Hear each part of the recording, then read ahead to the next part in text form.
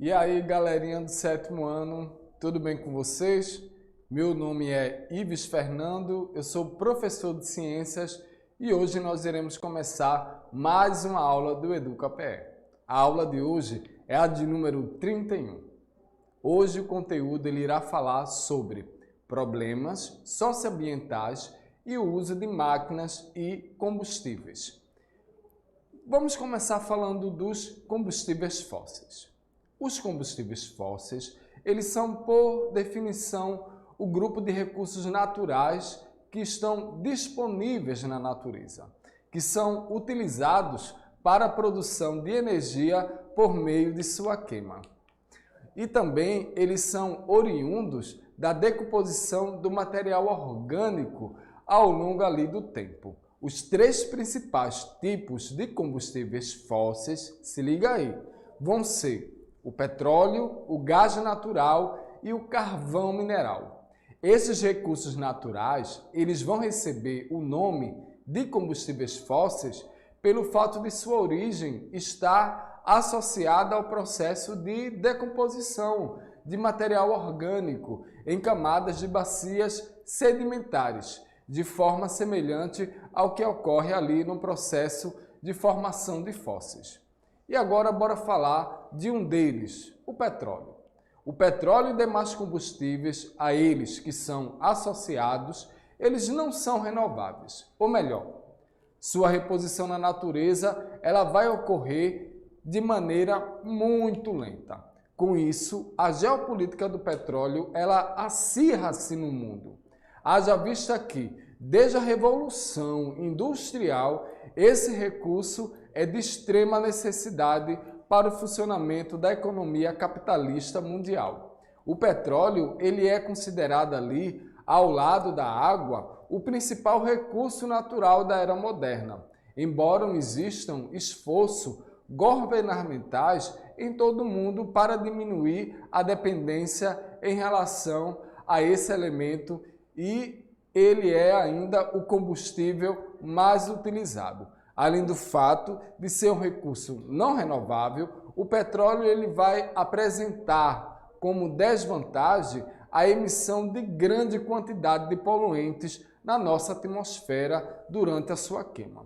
Se ele lança essa quantidade de poluentes, vai fazer com que a nossa camada de ozônio ela seja destruída, entra mais radiação no nosso planeta, aumenta a temperatura média global e aí vem vários problemas, são graves os problemas que vão ser acerca dessa destruição por causa dessa quantidade de poluentes que foram ali jogados na nossa atmosfera. A principal utilização do petróleo é a sua conversão em gasolina e óleo diesel para veículos. Além disso, ele também é base, porque são produzidos o GLP, que é o gás liquefeito de petróleo, que é utilizado como gás de cozinha, o nafta, que é um derivado utilizado na indústria petroquímica, a querosene de avião, o plástico, alguns tipos de solvente e outros produtos. E aí você pode observar na telinha os produtos que vão utilizar o petróleo, por exemplo, o carro que utiliza ali a gasolina, o trator que utiliza o diesel, ali já tem um navio que vai utilizar o querosene e tudo isso daí é derivado do petróleo. Bora agora falar do carvão mineral. O carvão mineral, por sua vez, ele ganhou a maior relevância na estruturação da sociedade com a primeira Revolução Industrial, sendo aí o principal recurso dessa época.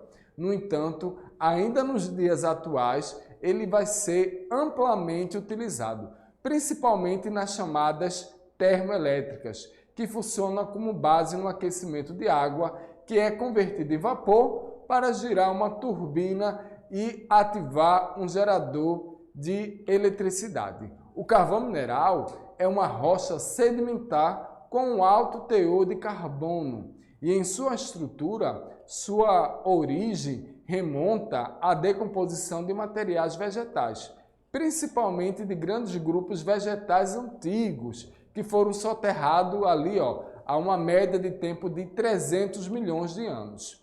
Bom, como eu falei aí do carvão mineral, eu disse para vocês que existe a questão das desvantagens. Qual vai ser a principal desvantagem do carvão mineral? Se liga aí, galerinha. Quando a gente está na época, apareceu aí a questão do gás natural na telinha, mas eu não estou falando do carvão mineral, eu vou chegar já no gás natural. Quando a gente fala da questão da época de chuva, aí tem a estiagem, daí o que é que vai acontecer? Lá na hidrelétrica, as barragens, elas vão começar a diminuir de tamanho.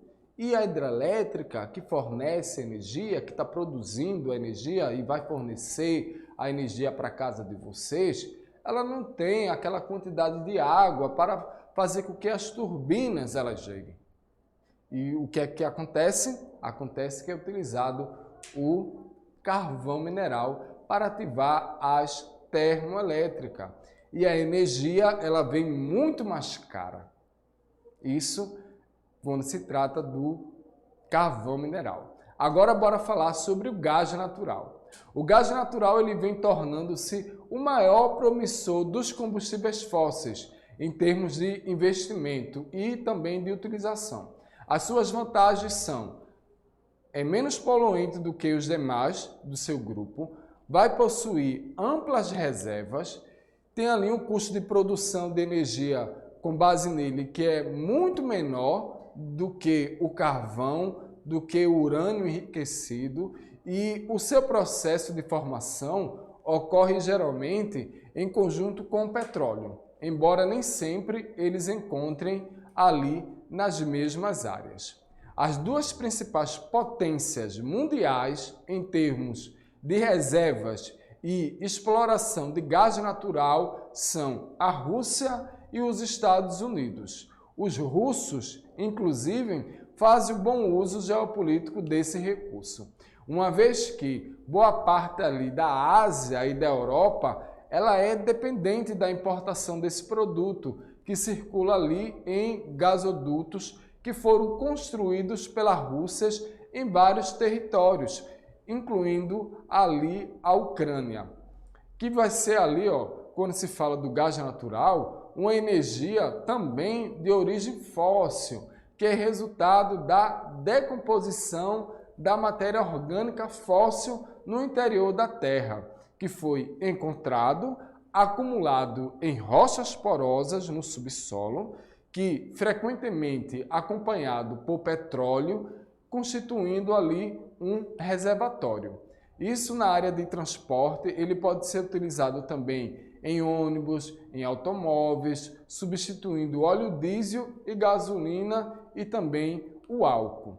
Na indústria, o gás natural ele é utilizado como combustível para fornecer calor, para fornecer também geração de energia, ou seja, eletricidade de força motriz, e ainda como matéria-prima nos setores químicos, petroquímico e também de fertilizantes. E a sua combustão ela é completa, liberando como produtos o dióxido de carbono e o vapor de água, sendo os dois componentes não tóxicos.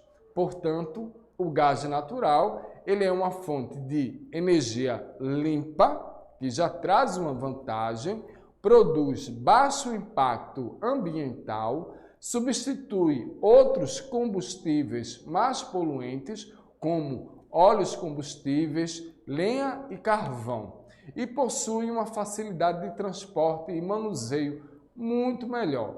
Não requer estocagem, e isso aí, quando ele não requer estocagem, vai eliminando os riscos de armazenamento de combustíveis. Sua distribuição ela é feita através de uma rede de tubos, né? E de maneira segura, que são chamados os gasodutos. Bom, agora bora falar sobre os combustíveis fósseis no Brasil.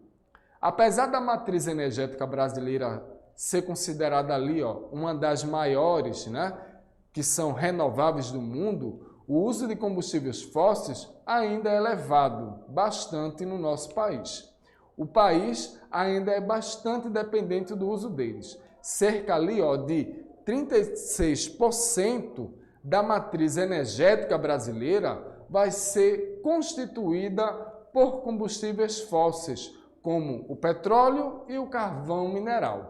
O Brasil ele vai possuir uma das maiores reservas de petróleo do mundo. O pré-sal brasileiro ele tornou-se um dos maiores exportadores de combustíveis e atraiu inúmeros investidores para o setor.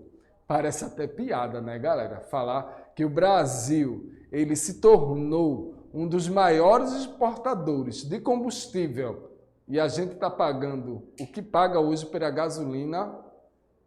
Bora se ligar aí na hora de votar. Bom, segundo o dado aí de Brown Grain, divulgados em 2018, o Brasil ele superou a média dos países que pertencem ao G20 de subsídios que são destinados ao uso dos combustíveis fósseis. Só no ano de 2016 foram destinados a essa fonte de energia cerca de 16,2 bilhões de dólares. É muito dinheiro, galera. O governo brasileiro ele também manteve fixos os valores de importância ali da revenda da gasolina, do diesel, do querosene e do gás natural. Isso, lógico, esses valores que eram fixos, tanto da gasolina e do óleo diesel, isso aí foi antes ali, né? Antes, né?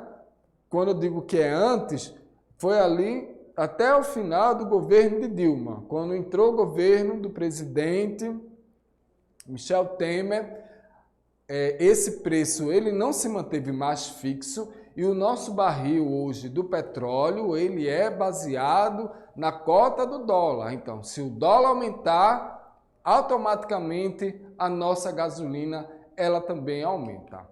O incentivo ali do uso de combustíveis fósseis, no caso no Brasil, ele pode significar que não consiga alcançar as metas estabelecidas pelo Acordo de Paris em relação a emissões ali de gases do caso aí do efeito estufa. E agora bora falar da biomassa, que é bem legal. A biomassa ela vai ser o material constituído principalmente de substância ali de origem orgânica, ou seja, de animais e vegetais. A energia que é obtida através da combustão da lenha, do bagaço de cana-de-açúcar, resíduos florestais, resíduos agrícolas, casca de arroz, excrementos de animais, entre outras matérias orgânicas. Essa fonte energética ela é renovável e a sua decomposição ela vai liberar ali o CO2, que é o dióxido de carbono na nossa atmosfera, que durante o seu ciclo ele vai ser transformado em hidratos de carbono através da fotossíntese, que é realizado pelas plantas, e nesse sentido a utilização da biomassa, desde que controlada, ela não vai agredir o meio ambiente, visto que a sua composição na atmosfera ela não altera de forma significativa. Bom, hoje eu falei para vocês sobre os nossos problemas socioambientais e o uso de máquinas e combustíveis. Quando eu falo dos problemas socioambientais, eu estou falando dos nossos combustíveis que não são renováveis, que é o caso do petróleo, que é o caso do carvão mineral, é um combustível fóssil, demora muito tempo para que ele seja formado, e aí as máquinas que irão utilizar tanto querosene, quanto a gasolina, quanto o diesel, elas irão emitir um gás que vai atingir a nossa atmosfera. Essas máquinas aí das indústrias vão fazer com que a nossa atmosfera, no caso, a camada de ozônio, ela seja destruída, a temperatura média da Terra, ela aumenta e aí se dá as catástrofes ambientais, como enchentes,